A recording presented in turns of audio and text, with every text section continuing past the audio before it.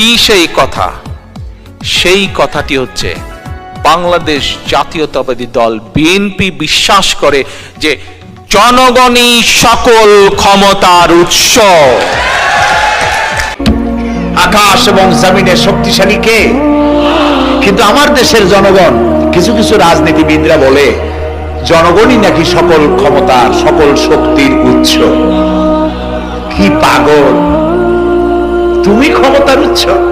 নাকের মধ্যে ময়লা, দাঁতে ছাটা, পেটের মধ্যে দুর্গন্ধ ভরা, ক্ষমতার উৎস? আশ্চর্য কথা। এই যে ক্ষমতার উৎস, হাজার হাজার লোক এখানে বসা, দুইটা ভাউয়া ব্যাংক যদি দুই কোণা দিয়ে ঢোকে, ভাউয়া ব্যাংক চেনেন? বিগ সাইজের ব্যাংক, দুইটা যদি দুই দিক দিয়ে ঢোকে লাফাইতে লাফাইতে, সামনে যারা আছে এমনি লাফাবে।